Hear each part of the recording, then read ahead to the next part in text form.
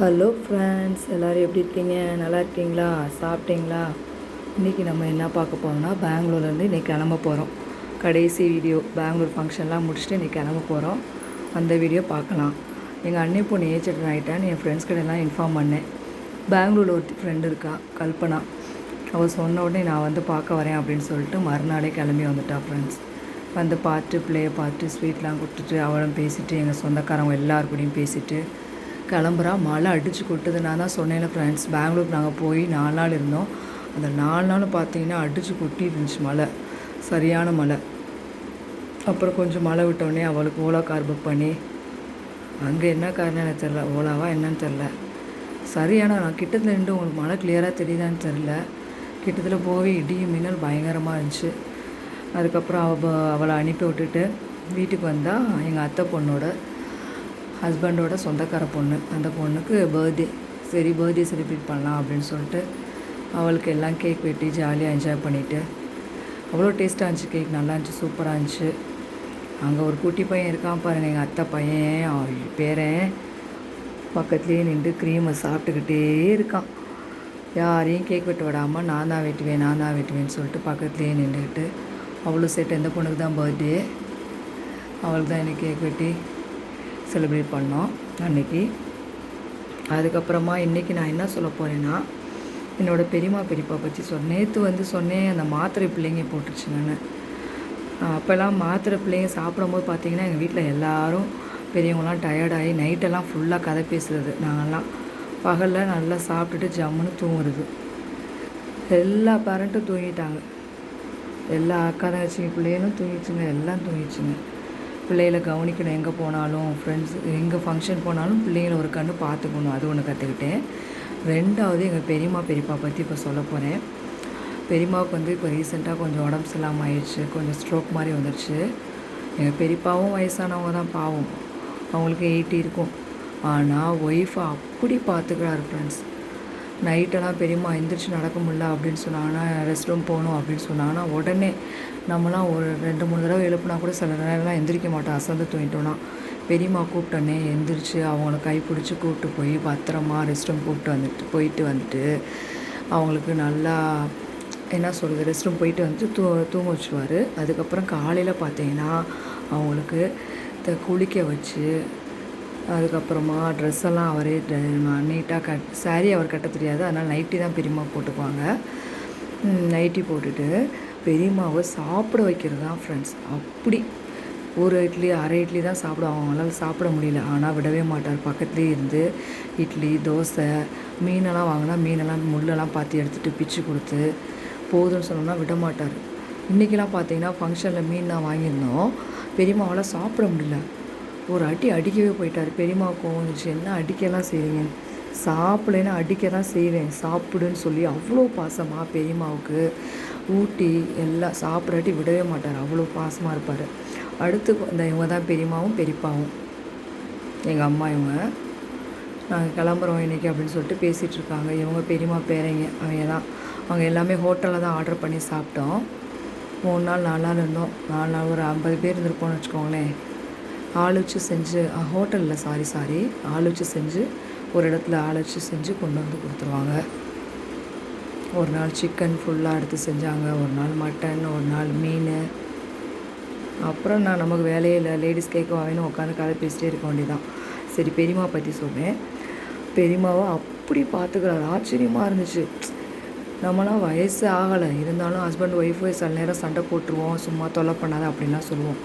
ஆனால் அப்படிலாம் இல்லாமல் பெரியப்பா பொறுமையாக பெரியம்மாவுக்கு அவ்வளோ அக்கறையாக பார்த்துக்குவார்.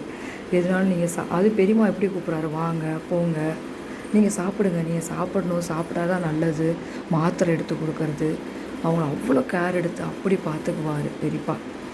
மாத்திரை போடுங்க, பெரியம்மா சொல்கிறாங்க, என்ன போங்க வாங்கலாம் சொல்கிறீங்க, வாடி போடின்னு சொல்லுவாங்க. அதெல்லாம் கிடையாது, பெரியம்மாவுக்கு மரியாதை கொடுத்து தான் ஆகணும் அப்படின்னு சொல்லிட்டு பெரியம்மா வந்து பெரியம்மா போடி வாடின்னு சொல்லுங்கன்னு சொன்னால் கூட கேட்க மாட்டுறாரு. அதெல்லாம் கிடையாது, வாங்க போங்கன்னா சொல்லுவேன் அப்படின்னு சொல்லிட்டு அவ்வளோ பாசமாக. அவங்ககிட்ட நான் கற்றுக்கிட்டது என்னென்னா, எவ்வளோ வயசானாலும் அவங்க எவ்வளோ அந்யோன்யமாக அவ்வளோ பாசமாக ஒற்றுமையாக இருக்காங்கன்னு. பெரியம்மாவுக்கு தலை சீவி விடுறது, ஊட்டி விடுறது, அவங்கள கைப்பிடிச்சி கம்பல்சரியாக நடக்கணும். பெரியம்மா நடக்க மாட்டாங்க, கம்பல்சரியாக நடக்கணும் வான்னு சொல்லிட்டு அவங்க கூட நடக்கிறது. கையெல்லாம் கொஞ்சம் மூமெண்ட் வேணும், ஏன்னா ஸ்ட்ரோக் வந்துருச்சு அவங்களுக்கு. கொஞ்சம் கையெல்லாம் வராமல் ஆயிடுச்சு. ஸ்ட்ரோக் வந்தனால கையும் ஒரு பக்கம் ஒரு காலும் ஸ்ட்ரோக் வந்தனால இதாயிடுச்சு.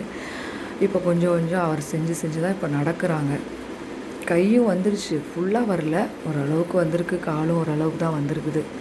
அதனால் நாங்கள் கையை மேலே இப்படி தூக்கு அப்படின்னு சொல்லி கையை தூக்கி விடுவார். 1 2 3 கவுண்ட் பண்ணுவார். 10 ஆயிடுச்சு, அடுத்து இந்த கையில் 10 செய், அடுத்து அந்த கையில் 10 செய். அப்படி தான் கேர் எடுத்து பார்த்துப்பார்.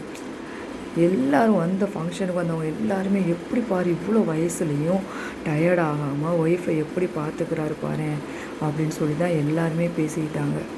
ரொம்ப ஒற்றுமையாக இருப்பாங்க. பெரியம்மா கூட சில நேரம் போதும் வேண்டாம் விட்டுருங்க அப்படின்னு சலிச்சுக்குவாங்க. ஆனால் அவர் பெரியப்பா அவ்வளோ பாசமாக பெரியம்மாவை கேர் எடுத்து பார்த்துக்குவார். ஆனால் இந்த தடவை போனப்போ சொன்னார், பெரியம்மாவுக்கு முன்னாடியே நான் போகலாமா அப்படின்றார். ஏன் பெரியப்பா அப்படி சொல்கிறீங்க அப்படின்னு. இல்லைம்மா எனக்கும் ரொம்ப டயர்டாயிடுச்சு, நேற்றுலாம் 2 நாளாக தலை சுற்று, தூங்கிக்கிட்டே இருந்தேன், ப்ரெஷர் ஏறிடுச்சு அப்படின்னா. பெரியப்பா நீங்கள் இருக்கிறனால தான் பெரியம்மா பார்த்துக்கிறீங்க, நல்லா சாப்பிட்டு உடம்பு பார்த்துக்கோங்க அப்படின்னு நான் சொல்லிட்டு வந்தேன். அவ்வளோ ஒரு எக்ஸாம்பிள். எவ்வளோ வயசானாலும் அந்த ஒற்றுமை, பாசம், அன்னோன்யம், ஒய்ஃபுக்கு சாப்பிட வைக்கணும், எக்ஸசைஸ் பண்ண வைக்கணும், ட்ரெஸ் பண்ணணும், அதெல்லாம். பெரியப்பாவும் அந்தளவுக்கு ஹெல்த்தியாக எக்ஸசைஸ் அந்த காலத்துலேருந்தே இப்போ வரைக்கும் எக்ஸசைஸ் பண்ணுவார். நல்லா வாக்கிங் நல்லா போவார். அவர் ஹெல்த்தியாக இருக்கிறனால தான் அவங்ககிட்ட அந்த இதை கற்றுக்கிட்டேன். நம்மளும் இந்த வயசுலேயே பார்த்தீங்கன்னா நமக்கு உடம்பு வலிக்குது, அது வலிக்குது, கை வலிக்குது நம்மலாம் சொல்கிறோம். அப்படிலாம் இருக்கக்கூடாது. அவங்கள பார்த்து நம்ம கற்றுக்கிட்டு நிறையா விஷயம் தெரிஞ்சுக்கும். இது எதுக்கு உங்களுக்காக சொல்கிறேன்னா, இந்த வயசில் நம்மளும் அப்படி இருக்கணும். இப்போவே கை வலிக்கு கால் வலிக்குன்னா சொல்லக்கூடாது. ஹெல்த்தியாக உடம்ப பார்த்துக்கணும். ஃபஸ்ட்டு எக்ஸசைஸ் பண்ணணும், வாக்கிங் போகணும். அப்போ தான் நம்ம கூட இருக்கவங்களையும் நல்லா பார்த்துக்கலாம், நம்ம மற்றவங்களுக்கு ஹெல்ப்பும் பண்ணலாம், பிறருக்கு தொல்லை கொடுக்காமல் இருக்கணும் முதல்ல. அதுதான் ஃபஸ்ட்டு. அதை அவங்ககிட்ட கற்றுக்கிட்டேன். அதுக்கப்புறம் எங்கள் அண்ணன் பொண்ணு ஏஜென்ட் ஆகிட்டு அவளை பத்திரமா சேஃப்டியாக கூப்பிட்டு வரணும். காலையிலேருந்து எவ்வளவோ ட்ரை பண்ணோம், கார் கிடைக்கவே இல்லை. சரி அப்புறமா மழையா, பயங்கர மழை, ரோடெல்லாம் பயங்கர தண்ணியாக இருக்குதுன்னு சொல்லிட்டு கார் புக் பண்ணோம். திடீர்னு பார்த்தா அவன் கேன்சல் பண்ணிட்டான். பார்த்தோம் இப்படியே, ஆனால் டைம் போயிடும், நல்ல நேரம்லாம் போயிடும்னு சொல்லிவிட்டு ரெட் எக்ஸ்பிரஸ்ன்னு ட்ராவல்ஸ் புக் பண்ணி காரில் வந்தாச்சு. வேறு என்ன ரெட் எக்ஸ்பிரஸ்ன்னு ட்ராவல்ஸ் புக் பண்ணி பஸ்ஸில் வந்தாச்சு. எவ்வளவோ ட்ரை பண்ணோம் காரில் சேஃப்டியாக பத்திரமா வந்துடலான்னு சொல்லிட்டு. எனக்கு அங்கே போய் சேராமல் தொண்டை வலி பயங்கரமாக வந்துருச்சா. ஏசி பஸ்ஸில் தான் வந்தோம். ஏசியெல்லாம் போடவே இல்லை, ஏசியெல்லாம் ஆஃப் பண்ணிட்டு தான் தூங்கணும். அப்புறம் நல்லபடியாக திருச்சி வந்தாச்சு. சரி, அடுத்து நான் திருச்சிக்கு வந்து அடுத்து நம்ம பாப்பா ஃபங்க்ஷனை பார்க்கணுமே, அவளுக்கு வேணுங்கிறதெல்லாம் செய்யணும்னு சொல்லிட்டு அந்த வேலைக்கு ரெடி ஆகணும் அப்படின்னு சொல்லிட்டு ரெடி ஆகிட்டோம். அடுத்த வீடியோவில் உங்களுக்கு எங்கள் பாப்பாவோட ஃபங்க்ஷனு இதெல்லாம் வரும், ஃபங்க்ஷன் வைக்கிறோம் அதெல்லாம் வரும், போடுறேன். இன்னும் அதுக்காக அலைய வேண்டிய வேலைகள்லாம் இருக்குது, பார்க்க வேண்டிய வேலைகள்லாம் நிறையா இருக்குது. வரிசையாக ஃபங்க்ஷனாக தான் வந்துட்டுருக்குது, பார்ப்போம். ஓகே ஃப்ரெண்ட்ஸ், இந்த வீடியோலாம் உங்களுக்கு பிடிச்சிருந்தா லைக் பண்ணுங்கள், ஷேர் பண்ணுங்கள், தயவு செஞ்சு சப்ஸ்கிரைப் பண்ணுங்கப்பா. யாருமே பார்க்க மாட்டேறீங்க, சப்ஸ்கிரைப் பண்ணுங்கப்பா. லாங் வீடியோ லைக் பண்ணுங்கள், ஷேர் பண்ணுங்கள்.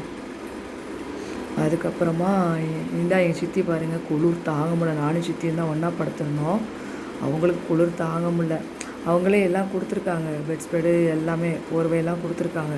ஆனால் சித்தி வேணான்னு சொல்லிட்டு சாரியவே பொத்திக்கிட்டாங்க.